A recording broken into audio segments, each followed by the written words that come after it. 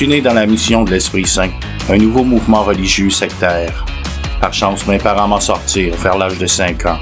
Toutefois, quelques années plus tard, ils m'introduisirent à la scientologie, une autre secte que j'ai fréquentée pendant plusieurs années avant de la quitter définitivement vers la mi-trentaine.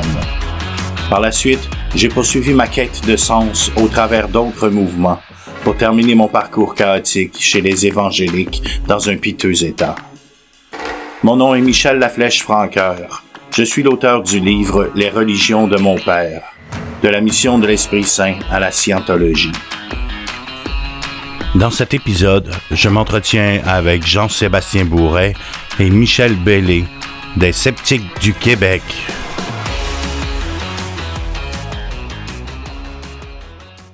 J'avais une question pour toi parce que tu y es revenu il y a un instant sur le fait que tu travaillais à temps plein assez jeune. Moi, si je me trompe pas, tu t'es retrouvé aux États-Unis vers l'âge de 12 ans sans passeport. Est-ce que ça se peut, ça? Oui, dans ce temps-là, on n'avait pas besoin de passeport. En 83, 84, on pouvait aller aux États-Unis avec une carte d'assurance maladie, si je me rappelle bien. Après ça, ça a persisté, même en République dominicaine, ça fait juste une dizaine d'années qu'ils demandent un passeport.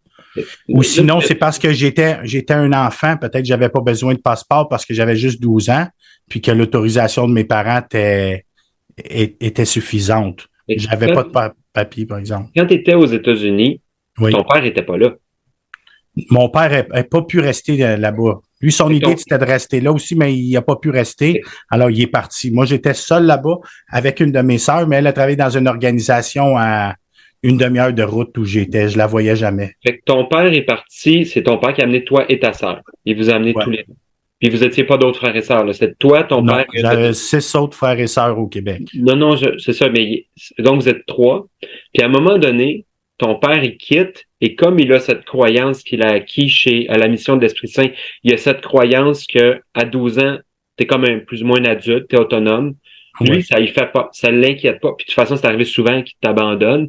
Mais là, il te l'a dit avant de partir. Il t'a dit, OK, ben là, je vais partir pour un bout. Vous allez pouvoir vous débrouiller, toi et ta sœur. OK, ben bonne chance. C'est parce qu'en plus, là, la scientologie nous promettait de nous nourrir convenablement, puis de nous loger, puis de nous habiller. Oui. Mais mon père, lui, ça lui donnait, ça le rassurait. Quand il est parti, il pensait revenir dans 3 mois, dans 6 mois, ou tu savais pas? Ben, je ne sais pas. Je pense pas qu'il pense. Je sais pas quand il t'était mis une limite de temps. Lui n'a pas été accepté là-bas parce qu'il y avait des dettes au Québec. OK. Il y avait d'autres responsabilités des jeunes enfants, puis des raisons pour lesquelles la justice aurait pu venir le chercher là-bas. Okay. Si t'es pas net avec des dettes, avec des choses comme ça, si ton passé peut revenir te chercher, ils veulent pas de toi. Mais j'ai oublié de te demander, c'est vrai, excuse-moi, pourquoi ton père, il est parti du Québec puis il est allé il vous a amené aux États-Unis? C'était quoi l'avantage d'être aux États-Unis? Moi, la première chose, là, c'est parce que on était à l'église de Montréal, je travaillais à l'église de Scientologie à Montréal, j'avais des amis, puis j'avais une amie de mon âge.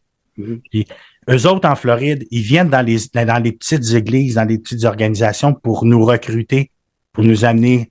La vraie secte en Scientologie, là, c'est l'organisation maritime qui est en Floride. Puis ils ont une base à Toronto, à Los Angeles. C'est là, comme la coche au-dessus, là. À Montréal, là, c'est de la petite bière comparée à plus que tu montes encore là, c'est des échelons de la secte, c'est comme une pyramide. Là, fait que eux autres viennent recruter du nouveau sang dans les églises à Montréal. Là, ils étaient venus, ils avaient recruté mon ami qui devait partir là-bas avec sa mère. Okay. Quand elle m'a dit ça, elle a dit Michel, mais je m'appelais La Flèche à l'époque. Elle a dit La Flèche, je m'en vais en Floride dans l'organisation maritime, puis je m'en vais là avec. Moi, je voulais pas la laisser partir parce que je l'aimais beaucoup. Fait que, dans une certaine mesure, c'est moi qui ai convaincu mon père de m'amener là-bas. C'est moi qui voulais partir là-bas. Je voulais pas perdre mes amis, puis je voulais participer aussi. Moi, je voulais sauver le monde. Ça avait l'air le fun. C'est là que ça je voulais embarquer là-dedans. C'est là que ça se passait. Oui, puis la façon qu'ils te présentent ça là-bas, c'est le gros party, c'est le fun, là, puis il y a plein d'artistes, puis tu sais, quand ils te montrent là, sur les photos où tu t'en vas, c'est super beau, tu sais, ça a l'air des places luxueuses, puis Mais c'est vrai que tu étais logé nourri là-bas. J'étais logé nourri. Tu n'as pas été habillé. C'est un des gros bugs, c'est qu'ils t'ont pas donné de linge. Ouais, ben t'es logé nourri. On était 4 dans une chambre d'hôtel, là, une chambre d'hôtel normale. Il y avait 4 litres un à côté de l'autre. J'étais avec 3 adultes. Ah oui, t'étais pas avec ton père et ta sœur au début, t'étais au Non, début. mon père est parti la même journée. Le lendemain, il Oui, n'était pas il a accepté. droppé puis il est reparti, lui. Ouais. Aïe, Puis moi, ils m'ont mis dans une chambre avec 3 adultes. Fait que là, avec 3 inconnus des Américains. Je aïe, aïe, parlais pas aïe, la moitié anglais encore. aïe, aïe, aïe. Puis là, quand il dit nous riz, là, c'est si tu manges la même chose des fois pendant des semaines et des semaines, là, du riz avec des fèves, là, comme dans les pays latinos, là, des beans, rice and beans. Ils essaient d'économiser. Là, leur but, c'est d'économiser sur Parce que s'ils rentrent pas assez d'argent dans l'organisation, il y a tel pourcentage qui va pour la bouffe. S'ils rentrent beaucoup d'argent, mais là, cette semaine-là, on va peut-être avoir droit plus à avoir du poulet, puis plus de viande. Puis... Fait que t'es nourri, mais puis là, il n'y a jamais de dessert. Moi, j'étais un petit gars d'11 ans, 12 ans. Fait que là, ça a commencé à détériorer un peu de même parce que je me suis mis à piquer de la crème glacée. Moi, je voulais manger des fois du dessert, j'ai commencé à prendre de la crème glacée. Puis là, j'étais pas là. Tu la volais où? Dans des petits restaurants sur le site, mais qui sont plus pour les membres du public. Okay. Parce qu'eux devaient me donner une paye. Ils étaient supposés de me donner 20 piastres américains par semaine, puis ils me le donnaient pas. Ah, mais là. J'avais jamais une scène. Puis moi, j'avais commencé à fumer déjà, là. Même si j'étais jeune, je fumais déjà à 12-13 ans. Je pensais pouvoir m'acheter des cigarettes avec ça. Fait que là, j'avais jamais une scène. S'ils m'avaient donné un petit peu d'argent, j'aurais pu prendre un peu de mon argent, m'acheter des cigarettes, m'acheter de la crème glacée, m'acheter un biscuit de temps en temps. J'avais jamais rien. Zéro argent. Zéro. Parce que moi, j'étais le petit cul de 12 ans, là, j'en ai pas besoin. Il devait se dire que j'avais des parents qui me fournissaient, qui s'occupaient de moi, ou je sais pas quoi. J'avais zéro argent. Puis ils étaient supposés de me donner des vêtements. Puis j'en avais pas. Ils m'ont donné une paire de pantalons en laine épaisse. Puis j'étais en Floride, c'était super humide. Puis ils m'ont donné une ou deux chemises blanches déjà usées. Puis j'avais un pantalon, il fallait que je le lave la nuit. Parce que je n'avais qu'un, il fallait que je le porte le lendemain. Mais souvent, là, dans les périodes d'été, il faisait trop chaud, c'était trop humide, il séchait pas. Je mettais mon pantalon le matin, il était encore tout mouillé. Oui. Puis à un moment donné, là, je puais, mes vêtements puaient tellement. Je suis rentré dans une pièce où il y avait des membres du public, puis je puais carrément. Puis le gars s'est mis à m'engueuler, puis tout, parce que je puais, mais j'avais rien à me foutre sur le dos. J'avais juste ça, j'avais essayé de le laver. Pas parce que je le lavais pas, c'est parce qu'il séchait pas. Fait que là, je suis venu de tu n'avais pas accès à une sécheuse. Ce que je comprends, là, c'est que tu avais peu de vêtements, tu avais un pantalon, j'avais un pantalon, puis j'avais... Hey, c'est loin, là, ça fait... Non, mais tu avais peu de linge. J'avais pas de linge pour me vêtir, non. Tu avais très peu de vêtements, tu n'avais pas accès à une laveuse, une sécheuse, tu lavais ça dans les... Tu y avais accès le dimanche matin, mais j'avais pas d'argent. C'était des machines, il fallait que tu payes. Ah oui. Puis j'avais comme une demi-journée de congé par semaine. Même si j'avais accès, ça veut dire qu'il fallait que je porte mon pantalon toute la semaine. Puis si tu mets dans Floride, puis moi, je travaillais dans la cuisine, fait que j'avais souvent de la nourriture sur moi. Puis je lavais la vaisselle, l'eau venait sur moi, puis tout. Mais je comprends pas. Si tu avais juste une demi-journée, tu devais travailler bien plus que 30-35 heures. Tu devais travailler des 60 heures. Si tu avais juste une demi-journée moi, j'avais un break, peut-être parce que j'avais juste 12 ans ou après ça 13 ans, peut-être qu'il était moins rough après que moi. J'avais moins d'encadrement. Mais il fallait quand même que j'aille au cours. Le soir, j'avais des cours. Ah, c'est parce que tu avais des cours. Fait que tu travaillais en scientologie, tu fais au moins.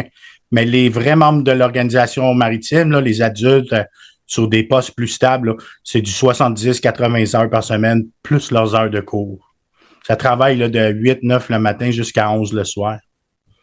Fait que tout ça, à un moment donné, t'en as eu ras le pompon. Moi, là, j'étais écœuré. J'ai volé de l'argent dans la caisse, 40 piastres, puis j'étais allé m'acheter une chemise puis une cravate. J'ai pas volé d'argent pour m'acheter de la drogue, là. La caisse de la scientologie, il y avait comme une caisse d'un restaurant. Dans un des petits restaurants là, qui était pour le public, qui voulait... Il n'y avait pas de surveillance. T'es-tu fait prendre pour ça? Je me suis pas fait prendre, mais je voyais qu'est-ce qui arrivait à ceux qui se font prendre. Et en scientologie, il y a un genre de goulag, là. Quand tu commets des crimes, là, tu t'en vas là-dedans, c'est comme un goulag, comme les Russes, là. Là, tu travailles 15 heures par jour, tu es habillé comme des vidangeurs avec des vêtements noirs, des chemises noires, tu dors par terre. Tu manges juste les restants après que les autres membres du personnel en bonne condition ont mangé. Tu manges les restants qu'ils ont laissés. Tu n'as pas le droit de parler à personne. Du matin au soir, il faut que tu cours. Tout ce que tu fais, là, il faut que tu le fasses à la course. Okay. Si quelqu'un veut t'adresser la parole, il faut qu'il passe par ton supérieur. Moi, je voyais le monde qui était là-dedans, puis là, j'ai commencé à prendre peur. Puis j'étais malheureux, là, ça marchait plus. Hey, ça faisait 7-8 mois, je voyais pas mes parents. Mais c'était loin du rêve que je m'étais imaginé. C'est ça, t'as déchanté. Tu sais, sur une période de 8 mois, t'as déchanté parce que t'avais pas de linge, ils te payaient pas, ta nourriture, c'était pas fameux, t'avais pas de dessert. Fait que tout ça, voyais-tu ton ami, au moins ton ami? Au-delà de pas de dessert, là, c'est que on mangeait toujours la même affaire. Non, aussi, non, mais à chaque matin. Puis... C'était pas bon. C'était pas bon, ce qu'ils donnaient à manger. Mais ton ami que t'as suivi, étais-tu là? Non, c'est une autre affaire. 3 semaines après qu'on est arrivé à Floride. Elle était plus là non plus. Ils ont été postés en Californie, ils sont partis en Californie. Bon, fait que t'essayais de la suivre, elle, tu voulais garder. Elle est partie en Californie, mais moi, j'avais signé un contrat pour une organisation en Floride qui était juste basée en Floride. Elle avait signé pour un contrat pour un autre Flag Service Org ou une autre organisation qui avait une branche en Californie. Elle a été transférée en Californie. Pourquoi toi et ta sœur, vous étiez pas ensemble? Qu'est-ce qui fait que ta sœur était plus loin? On était dans une autre organisation. Elle était dans le Commodore Messenger Organization. C'était des gens qui travaillaient à proximité du fondateur Hubbard. Et moi, j'étais dans le Flag Crew. Les gens qui sont en charge de la maintenance du gros hôtel là-bas. C'est un méga hôtel, là, les plans qu'ils ont. Moi, j'étais plus comme à la maintenance. C'est pour ça que je travaillais à la cuisine. Mais toi et ta sœur, avez-vous essayé d'être ensemble, de rester en même place ou avez-vous essayé de... Pas vraiment. Là, on se voyait de temps en temps. Des fois, le samedi soir, il y avait des petits parties d'organiser. Mais on se voyait de temps en temps, mais pas souvent parce qu'elle était plus loin dans un autre établissement, un autre édifice. Mais ce que je me demande, c'est, je veux dire, probablement que le plan de ton père, quand il t'a amené toi puis ta sœur, c'était que vous soyez les trois ensemble puis que vous teniez les coudes, tu sais, j'imagine. Mais là, il se rend compte qu'il peut pas rester. Il repart. Toi, tu restes parce que c'était toi qui avais dit que tu voulais y aller. Ta sœur, je sais pas qu'est-ce qu'il a fait. Oui, ma sœur était pas trop dans... Ma sœur, elle était dans une autre organisation puis elle avait 2 ans de plus que moi, un petit peu plus vieille que moi. Il y a 14 ans. Elle aussi était trop jeune, mais j'avais pas vraiment de lien avec ma sœur là-bas. C'est que mon père m'avait confié à la mère de cet ami avec qui je voulais partir. Sa mère était là. Puis elle avait signé pour être mon tuteur légal. Mais 3 semaines plus tard, elle est partie. 3 semaines plus tard, elle est partie. Puis eux autres, pour être en loi, ils ont fait signer un Américain que je connaissais même pas, mais qui était dans la même chambre où je dormais. Fait que t'avais un tuteur légal que tu connaissais même pas, un inconnu, pur inconnu. Et tu rappelles-tu son nom, ce gars-là? Je me rappelle même pas de son nom. Fait qu'il y a un gars que tu te rappelles pas de son nom a été ton tuteur légal pendant à peu près 7 mois, là. Ouais. Puis en plus, le jour où il est devenu mon tuteur légal, là, il m'aimait encore moins. Je pense qu'ils ont un peu imposé cette fonction-là. Puis il me parlait pas, on se parlait pas. Puis... Ben, être responsable, d'être tuteur légal, subitement, du jour au lendemain, d'un enfant que t'as jamais vu de ta vie, que t'as aucun lien de parenté, tiens, t'es tuteur légal de lui. Tu sais, ça, c'est vraiment, tu sais, c'est pas... Ben, c'est comme ça dans beaucoup de sectes. OK. Dans beaucoup de sectes, c'est comme ça. Un adulte devient le tuteur légal d'un enfant. Ouais, t'as des sectes, là, comme The Family ou de 12 Tribes. Ils séparent carrément les enfants des parents pour pas qu'ils créent de lien avec leurs parents. Puis ils les mettent avec des inconnus. Puis ils ont pas le droit de parler à leurs parents. Ils voient leurs parents une fois par semaine. Peut-être que c'est un peu pour ça que tu n'étais pas à la même place que ta sœur. Peut-être qu'ils voulaient vous séparer pour pas que vous vous serriez les coudes. Je pense pas, non, parce que moi, j'ai eu de la misère à me faire accepter là-bas. La seule organisation qui voulait de moi, c'est l'organisation qui faisait la maintenance du site. OK. Puis là, ils m'ont trouvé une place, tu sais, j'aurais pu, mais j'avais 12 ans, tu sais, je pouvais pas conduire des véhicules ou des choses comme ça. Ils m'ont mis dans la cuisine. Mais encore là, j'aurais pas dû être dans la cuisine parce que j'ai eu un accident. C'était dangereux. Tu t'es coupé la main à un moment donné. Je me suis coupé le bout d'un doigt. En voulant pousser de la laitue dans un slicer électrique. Je me suis retrouvé à l'hôpital. Ça, c'est là que ça a dégénéré. Ça a dégénéré. Oui, c'est ça. Je me rappelle qu'ils ont comme paniqué. Ils ont dit, hey, ce gars-là, comment ça? Qu'est-ce qu'il fait là tout seul? Puis là, parce que dans la scientologie, là, une personne qui a un accident ou qui est malade, c'est parce qu'il y a un oppresseur autour de lui. Okay. Selon la scientologie, toute personne qui a des accidents ou qui est malade devient une source potentielle d'ennui parce qu'elle a un suppressif autour d'elle. Puis tabarouette, la personne qui ont pointé comme suppressif, c'est la seule personne qui me donnait, que j'aimais bien, puis c'était ma supérieure dans la cuisine. C'était une Américaine qui avait deux adolescents avec elle dans l'organisation maritime là-bas. Puis ils ont dit que c'était de sa faute à elle si je m'étais coupé le doigt. Elle avait rien à voir à ça. Ben non, mais parce que c'était elle qui était responsable de la cuisine ou c'était pour... Ouais, en quelque sorte, peut-être qu'il aurait pas dû... mais moi, écoute, eux autres, là, À 12 ans, là, la scientologie aussi considère que des jeunes de 12 ans, c'est des adultes dans des petits corps. C'est similaire à la mission de l'Esprit Saint. Comme la mission de l'Esprit Saint en scientologie, on est des tétans qu'on a des millions de vies en arrière. On est juste en train de s'adapter dans une nouvelle vie. Avec l'âge, 12 ans, 18 ans, pour eux autres, c'est pas mal du pareil au même. Là. Ben oui, eux autres, ils n'ont pas pensé que je ferais une niaiserie comme ça, là. Mais non, mais c'est un accident, ils ont mis ça sur le dos de l'autre, mais... Ouais, puis l'autre s'est ramassé dans le goulag. La dame... Le fameux goulag. La dame... Là, je la voyais, puis tabarouette, elle travaillait comme ça n'avait pas d'allure, puis je pouvais même pas aller la voir pour lui dire, écoute, je me sens responsable, puis mais c'est pas de ta faute, moi je t'aime, t'es pas de suppressif pantoute, tu sais, mais j'avais pas le droit d'y parler. OK, fait que là, tu te retrouvais à avoir encore une honte ou en tout cas un malaise de plus. Là, tu t'es blessé au doigt, là, il y a toutes les histoires qui sont accumulées. Fait que là, t'en aurais eu le rôle pompon. À un moment donné, t'étais comme... En plus, ben là, ils ont voulu m'envoyer à l'école. Mais dans une pseudo-école de scientologie, là, il y avait un vieux motel. Il avait pris une chambre dans le motel pour faire des cours. Pour que la DPJ de Floride, là. Parce que 2 ans après, là, avant ça, il y avait des grosses enquêtes à Clearwater. Il y avait plein de citoyens qui voulaient chasser la scientologie. Puis les autres, sur le plan légal, il fallait que ça soit net, que ce soit bien, tout devait être bien en ordre. Fait qu'un enfant de 12 ans, il fallait qu'il fréquente l'école. Fait que là, chaque matin, il fallait que je me rende là, puis là, il m'enseignait des mathématiques. C'était n'importe quoi, là. Il fallait passer en arrière du motel, rentrer dans une chambre du motel en arrière. Moi, je voulais pas parce qu'à Montréal, j'allais pas à l'école. Ouais. Puis là, moi, j'avais pas l'intention de retourner à l'école en Floride. Puis là, c'était une autre affaire de plus qui s'accumulait. Ça en faisait beaucoup quand même, là. Le fait que tu n'étais plus avec la fille que tu appréciais, que tu n'étais plus avec ton père. Tu sais, tu me l'as dit tantôt, le but d'être dans la scientologie, c'était pour te rapprocher de ton père. Là, ton père n'était plus là.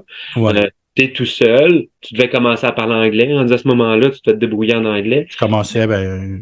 Mais c'était pas le fun. T'avais pas de fun. Là, J'avais pas de fun, mais c'est parce que moi, là, je voulais pas travailler dans une cuisine. Non, je voulais être un héros. Moi, j'étais allé là pour sauver le monde. Puis tu te faisais exploiter. C'était très clair. Là, je travaillais dans une cuisine à journée longue, puis à faire la même chose, à casser à 150, 200 œufs durs à chaque matin, puis couper des miches de pain, là, puis c'était toujours la même affaire, laver la vaisselle. Puis moi, je m'étais embarqué, là, nous autres, pour sauver le monde, là. Je voyais pas comment je sauvais le monde en préparant la nourriture pour eux autres, là. Tu sais, moi, je voulais être dans le jus, je voulais être en contact avec les gens. J'étais toujours isolé dans la cuisine. Dans Sea Org, c'est bien, bien dur de faire des amis parce que les gens ne se font pas amis dans l'organisation. La Sea Org, c'est l'organisation maritime. Sea Organization. Parce que Sea Org. Ça vient, c'est parce qu'Hubert, là, dans les années 70, il était recherché partout. Oui, je me rappelle. Il a monté une flotte de bateaux. Il est allé dans les eaux internationales. Pour pas être soumis aux lois, ouais. Ouais. Puis là, à la fin des années 70, il était écœuré. Ils ont revenu en cachette aux États-Unis. Lui, sur sa flotte de bateaux, là, ça a monté. Quand il est parti, il était peut-être une centaine de personnes, je ne sais pas. Mais à la fin, il était comme 400-500. Ils sont venus s'établir en Floride sous un faux nom.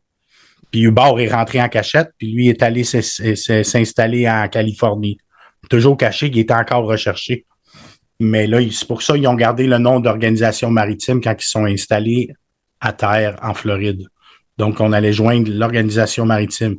Puis là-bas, c'est bien dur de se faire des amis dans la Sea Org parce que on rapporte tout.